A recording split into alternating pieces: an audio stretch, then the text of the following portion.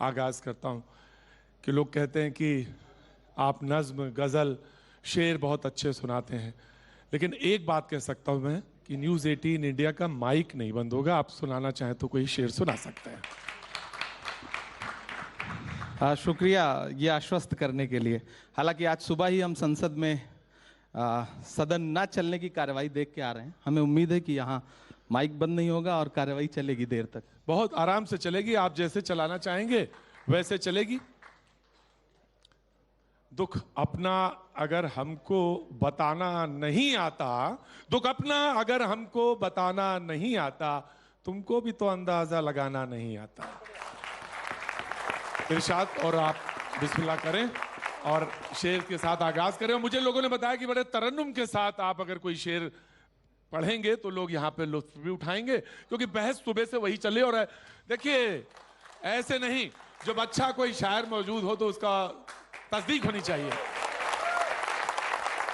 देखिए प्रतीक जी, आदम गोंडवी जी का एक शेर है कि भूख के एहसास को शेरो सुखन तक ले चलो। जी, भूख के एहसास को शेरो सुखन तक ले चलो, या गजल को मुफलिसों की अंजुमन तक ले चलो। जो गजल माशूक के जलवों से वाकिफ हो चुकी, उसको अब बेवा के माथे की शिकन तक ले चलो। तो आज हम एक, मुझे लग रहा है कि एक अच्छी बहस के लिए बैठे हैं। तरन्नुम लायक माहौल देश में बचा तो है नहीं, बोलने जैसा कुछ छोड़ा नहीं है सरकार तो ने। नहीं तो क्रांति भी कहां हुई जा रही है? आप तो आदम गोंडवी से शुरू कर रहे हैं। अब जब हमारे क्रांतिकारी साथी सत्ता के साथ चले जाएंगे तो क्या होगा? कैसे क्रांति होगी? क्रांति करते करते लोग अगर क्रांति करना बंद कर देंगे तो कैसे काम चलेगा? लोगों ने कहा कि आप इधर थे और उधर चले गए, लेकिन मुझे प्रोफेसर वसीम बरेलवी का शेर मुझे आपके लिए याद आता है। उन्होंने कहा कि उसी को जीने का हक है इस जमाने में, उसी को जीने का हक है इस जमाने में, इधर का लगता रहे और उधर का हो जाए। देखिए, हर किसी को हर चीज कहने का अधिकार है। जी जनाब। लेकिन उन्होंने जैसे कहा कि कुछ क्रांतिकारी साथी जब चले जाते हैं, तो मैं तो यही मानता हूँ कि आप ऐसे क्रांतिकारियों को शायद संभाल नहीं पाए, और बहुत सारे लोग जो चाहते हैं कि इस देश का अच्छा हो, इस देश का फ्यूचर बेहतर बने, और इसके कारण अगर कुछ अच्छा फैसला लेना पड़ा है हम लोगों को, तो मेरे लिए, मेरा ये मानना है कि हम सब के लिए खुश नसीब है। और उसका परिणाम भी 2022 के चुनाव में आपने गुजरात में देखा होगा। 156 सीटों के साथ गुजरात में सरकार बनी है। इन्होंने तो जातिगत समीकरण बना के 1985 में 149 सीट लाए थे। हमने कोई जातिकरण समीकरण नहीं बनाए, हमने विकास मॉडल को महत्व दिया, और इसी कारण देश के यशस्वी प्रधानमंत्री नरेंद्र भाई मोदी जी के नेतृत्व में 156 यानी कि 156 सीट आई है। और गजब बात ये बताओ कि 3 निर्दलीय विधायक थे, वो भी हमारे साथ है, अभी 159 है। क्या बात है। लेकिन आप जिस सांस में आज नरेंद्र भाई मोदी का नाम लेते हैं, उसी किसी जमाने में राहुल गांधी का भी लेते थे। देखिए, मैंने कभी भी, तो राहुल गांधी में जो ये सब बातें आज हो रही हैं कि वो जाते हैं विदेश में बोल देते हैं, क्या ये चीजें हैं उनमें? देखिए, मेरा ये मानना है कि आपको अगर नाराजगी इस देश में रहकर किसी नेता से है, तो आप दूसरे देशों में जाकर इस देश की तो बदनामी नहीं कर सकते। और दूसरी एक बड़ी बात यह है कि उन्हीं के माता पिता इस देश का नेतृत्व कर चुके हैं। अगर आप जब देश की बदनामी करते हैं तो आप अपने माता पिता का भी नाम बदनाम कर रहे हैं बाहर जाके। और दूसरी एक बात बहुत ही स्पष्ट है कि आप जब देश के बाहर जाते हैं तो देश के बाहर जाके ये तो नहीं कह सकते कि हमारे भारत में ये है, हमारे भारत में वो है। आप ये जरूर कह सकते हैं कि हमारे भारत के भीतर नेता है, हमारी नेता से नाराजगी है, लेकिन पूरे देश के खिलाफ आपकी नाराजगी है। तो मेरा ये मानना है तो फिर आपको वहीं रहना चाहिए और वहीं रहकर ही आप अपनी बात रखिए। देखिए प्रतीक जी, देखिए जनाब, देखिए आप हैं शायर। हाँ हाँ, आप हैं शायर। देखिए, और अभी शायर के पास सलीका होता है। उन्होंने कहा कि आपको रखने का सलीका नहीं आता। देखिए, मुझे शायरी नहीं आती, लेकिन वो अर्ज करेंगे तो इरशाद जरूर करूंगा। अभी बहुत महत्वपूर्ण बात इन्होंने कही कि देश के बाहर जा करके देश के बारे में कुछ बुरा नहीं कहना चाहिए। बहुत अच्छी बात है। मेरा ख्याल है कि एक बार हार्दिक भाई को प्रधानमंत्री जी का प्रधानमंत्री रहते हुए शंघाई में, कैलिफोर्निया में, अमेरिका में, दोहा में तमाम उनके पुराने भाषण सुनने चाहिए, जिसमें वो कह रहे हैं कि भारत सपेरों का देश है, हिंदुस्तान में पैदा होना पाप है। ये किसके भाषण है? ये प्रधानमंत्री जी के भाषण है। राहुल गांधी जी ने क्या कहा? नहीं, आपके पास अगर ऐसा कोई भाषण है तो उनको सुनाना चाहिए। बिल्कुल अभी आपको हाँ, आप सुनाइए YouTube जरूर। पूरा भरा पड़ा है, मैं आपको सुना दूंगा। भरा पड़ा नहीं, दूसरी आपका बात तो दिखाई देता है, आप दिखाइए ना। प्रतीक जी अगर की देश चुप्पी के बता रही है कि प्रधानमंत्री नरेंद्र भाई मोदी, इमरान भाई, आप पूरी हमारे जिम्मेदारी दोस्त हैं, मैं आपको सुनाना चाहिए। आप मेरे भाई हैं, सुना दूं? नहीं सुना दूं? ना वो झूठ बोल रहा था बड़े इस तरीके से, मैं एतबार न करता तो और क्या करता, गम अख्तियार न करता तो वो तो और क्या सुनाने की करता? जरूरत नहीं है। गम अख्तियार न करता हाँ, तो वो सुनाने की बिल्कुल जरूरत नहीं है। आप तो जो इस तरह से आप भी कहेंगे, चलिए मैं वही विश्वास करूंगा, प्रतीक जी क्योंकि हमारे मंच पे आप हैं। प्रतीक जी जानते हैं कि प्रधानमंत्री जी ने ये सारी बातें बोली हैं, वो प्रधानमंत्री जी की बात बचाना चाहते हैं, तो ठीक है, मैं भी मानता हूं वो प्रधानमंत्री जी मैं हैं। आपका एतबार करता हूं। अब मैं एक बात कह रहा हूं कि हार्दिक भाई ने कहा कि राहुल गांधी जी को बाहर जाकर के ये सब बातें नहीं बोलनी चाहिए। हार्दिक भाई, आपने राहुल जी का वो कैम्ब्रिज का भाषण पूरा सुना है? आज तक मैं ये नहीं समझ पाया कि पूरी भाजपा ने जो व्हाट्सएप यूनिवर्सिटी के जरिए ज्ञान उड़ेला, जिसमें कई कई मंत्री लगाए गए, अनुराग ठाकुर जी लगाए गए, स्मृति ईरानी जी लगाई गई, जगत प्रकाश नड्डा जी स्वयं कूद पड़े, आज तो हरदीप पुरी जी भी कल से कूदे हुए हैं। क्या भारतीय जनता पार्टी के तमाम नेताओं ने वो भाषण सुना जिसमें राहुल जी कह क्या रहे हैं? बस राहुल जी ने तो देश के विरोध में बात कर दी। कितना मतलब ये कितनी झूठी बात है, किस तरह से झूठ उड़ेला जा रहा है। भाजपा चाहती है कि पूरा देश खामोश हो जाए, किसी भी मंच पर कोई बात ना करे। वो किसी का एक शेर है कि कहा गया है सुना गया है कोई न बोले, ज़बां दराजों को मशवरा है कोई न बोले, अजीब लुकनत पसंद हाकिम से वास्ता है, जो चाहता है जो सोचता है कोई न बोले। अगर कोई बोलेगा तो साहब नाराज हो जाएंगे। क्यों? क्योंकि बोलेगा तो अडानी पर बोलेगा, बोलेगा तो सवाल पूछेगा कि LIC का पैसा अडानी को क्यों दिया गया, SBI का पैसा जिसमें देश के गरीबों का पैसा लगा है वो अडानी को क्यों दिया गया। तो साहब चाहते हैं कि कोई बोले ना, बाहर जाकर के कोई ना बोले, सदन भी ना चले, सदन में भी ना बोले, संसद का पूरा सत्र एक अडानी को बचाने के लिए कुर्बान किया जा रहा है। इमरान भाई पूरी जिम्मेदारी से इमरान भाई बड़े संजीदगी से बात ये कह रहा हूं कि मैं शायर से तो रूबरू हूं, एक नेता से, राज्यसभा के लीडरान से रूबरू हूं, लेकिन फैक्ट्स एंड फिगर्स के साथ वो हैं। कौन से किस फाइनेंशियल इंस्टीट्यूशन ने ये बात कह दी आपसे कि सब कुछ डूब गया, पैसा डूब गया? नहीं, हम आपको नहीं लग रहा है, आपने अगर रटा है, आपको नहीं लग रहा है, आपको नहीं लग, नहीं, सबसे पहले जिस तरह से आप फाइनेंशियल इंस्टीट्यूशन का, प्रतीक भाई आप मुझसे सवाल पूछ रहे हैं, हाँ। इसी तरह से आप भाजपा के नेता से भी पूछिए कि कैम्ब्रिज यूनिवर्सिटी का पूरा भाषण सुना आपने? पूछा? मैंने सुना। तो क्या कहा है उन्होंने, जरा वो बताइए क्या कहा है राहुल गांधी जी? उन्होंने कहा कि मेरा फोन भी टैप कर दिया गया। उन्होंने कहा इसमें कौन सा लोकतंत्र का हनन हो गया? अरे भाई भारत के इसमें कौन सा अपमान? अरे इमरान भाई, अगर आपको भारत में भारतीय जनता पार्टी के किसी भी नेता से नाराजगी है तो आप उनको टारगेट कीजिए, हमें कोई दिक्कत नहीं है। लेकिन बाहर जाकर अगर आप ये कहेंगे कि भारत में ये चल रहा है तो 4-5 नेता नहीं पूरा भारत बोलेगा आपके खिलाफ। अगर आपको नाराजगी मुझसे है तो आप मेरे खिलाफ बात कर सकते हैं, लेकिन प्रधानमंत्री से नाराजगी नहीं हो सकती। अगर प्रधानमंत्री जी को अपनी पूर्ववर्ती सरकारों से नाराजगी थी तो विदेश में जाकर के ये कहने की क्या जरूरत है? क्या इससे देश का अपमान नहीं होता कि भारत सपेरों का देश है?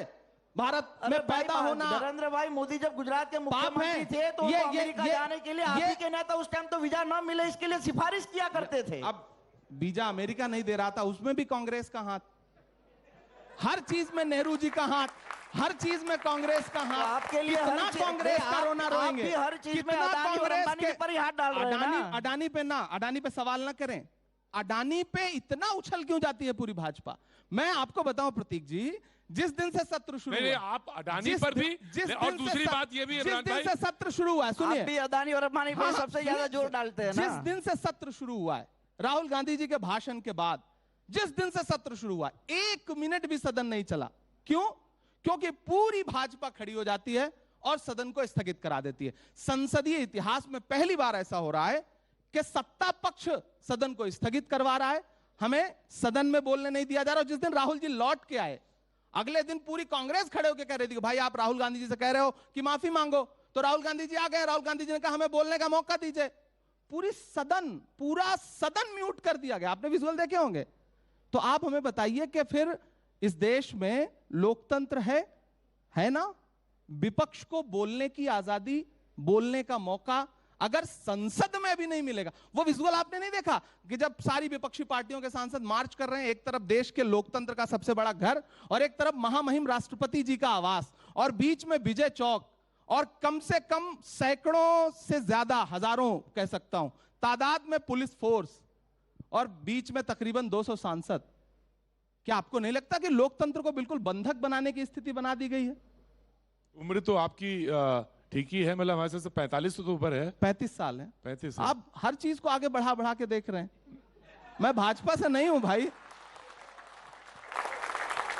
45 साल है। मैंने 35 साल है। मैं 77 सोच रहा था। आप क्यों मेरा नुकसान करना चाहते हैं भाई? 77 सोच रहा था, याद है ये नहीं है याद? मैं 87 हूं।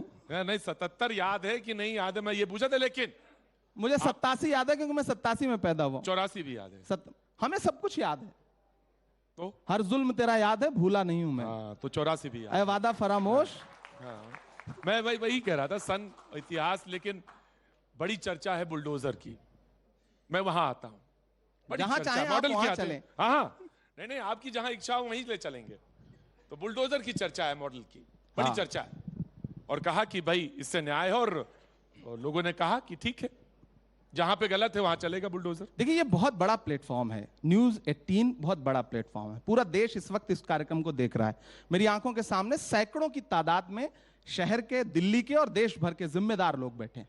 बंद कर दीजिए अदालतें ना, बंद कर दीजिए अदालतें, बुलडोजर से न्याय करवाइए। देश के हर राज्य में अदालत का कोई काम नहीं है। आपको लगता है कि प्रतीक गलत है, प्रतीक का घर गिरा दीजिए। प्रतीक के बीवी, प्रतीक के बच्चे, प्रतीक के पिता, प्रतीक के कोई भी कहां रहेगा उससे कोई मतलब नहीं। भारत का संविधान यही कहता है, प्रतीक कर दीजिए। अगर आपको यही न्याय लगता है, वो अतीक हो, वो धनंजय हो, वो ब्रजेश सिंह हो, वो मुख्तार हो, वो कोई भी हो, कर दीजिए न्याय। इसी से अगर यही न्याय है तो न्याय करिए। फिर अदालतों की आवश्यकता लगती है आपको? जनाब देखिए, पूरे देश में खासकर गुजरात का भी कई नगर पालिकाएं होती है, महानगर पालिकाएं भी होती है। और ऐसी जगह अवैध मकान हो या अवैध कोई भी चीज़ हो, उसको हटाने का काम प्रशासन करता है। उसमें कोर्ट नहीं होती। हाँ, अगर कोई व्यक्ति कोर्ट में जाता है और कोर्ट से स्टे लेके आता है तो उसको रोक दिया जाता है। मैं भी ये मानता हूँ कि अगर अवैध मकान हो, अवैध चीज़ें सरकारी जगह पे या सरकारी जगह की बिना परमिशन अगर कर दी गई है तो बुलडोजर चलने चाहिए। और मैं तो आपके माध्यम से, मैं सरकार का हिस्सा हूँ। मेरे विरम गांव में भी हम बुलडोजर चलाते हैं और ऐसी अवैध जगहों को हटाने का काम बुलडोजर से ही होता है। मैं आपको बताते मुझे आनंद होता है कि योगी आदित्यनाथ जी का मेरी असेंबली में रोड शो था। मैं 25 बुलडोजर लाया था उनकी रोड शो में। अगर जहां सही जगह होगी वहां बुलडोजर चलेंगे और जिनको नाराजगी है वो टीवी में आके बोल सकते हैं।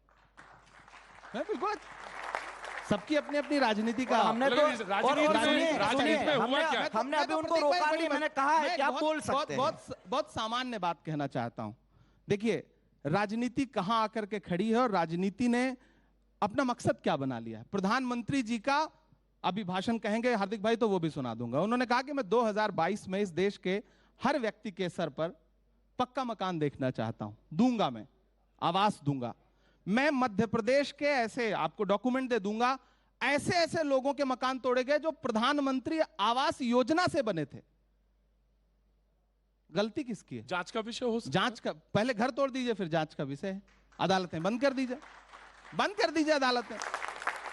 न्यायपालिका की आवश्यकता आपको महसूस होती है फिर? अरे क्यों नहीं, हम न्याय के एक ये लैंड है, लॉ ऑफ द लैंड है। तो फिर न्याय कौन करेगा? न्यायालय करेगा।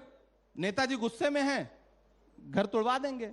लेकिन आपने कहा राजनीति, दरोगा जी गुस्से में हैं, एसडीएम साहब गुस्से में हैं, घर तोड़ देंगे। आपने कहा राजनीति की दशा देखिए, एक दशा ये भी है, दिशा ये भी है कि रामपुर से उत्तर प्रदेश में भाजपा का कमल खिलता है।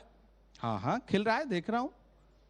अब तो इंजेक्शन लगा लगा के कमल खिलाया जा रहा है। आप सिर्फ देख ही रहे हैं कि 387 सीटों, 399 सीटों पर आप लड़े उत्तर प्रदेश पे, 387 पर जमानत जब्त हो गई। आप देख ही रहे हैं अभी प्रतीक जी, मैं बहुत संवेदनशीलता के साथ एक बात कहना चाहता हूं। अब ये मत बताइएगा, अब ये मत कहिए कि हम चुनाव लड़ रहे हैं, जीत हार हमारी राजनीति में नहीं होता। सामान्य तरीके से बहुत संवेदनशीलता से एक बात कह रहा हूं। क्या जीत ही हर चीज का पैमाना है? वाह, तो आप क्या जीत ही तय करेगा कि जो गलत है वो भी सही है? बिल्कुल, अगर राजनीति या- में है तो बिल्कुल। राजनीति में है तो ये- जीत ही ये- तय करेगा ना। उस दिन जिस दिन सारे आपके भी कुछ पत्रकार साथी यहां बैठे होंगे, कुछ पत्रकार साथी भी वहां थे जिस दिन सांसदों ने मार्च निकाला, पार्लियामेंट से बाहर निकले और बैरिकेड कर दिया गया। सिर्फ सांसद बैरिकेड नहीं किए गए थे, सारे पत्रकार, लोकतंत्र का चौथा खंभा 200 मीटर दूर बैरिकेड किया गया था। एक बाइट लेने को तरस रहे थे, क्योंकि जीत है उनके पास। तो अगर जीत ही सब कुछ पैमाना है तो जितने संस्थान है सब ढहा दीजिए, मीडिया को बैरिकेड कर दीजिए। संभल याद है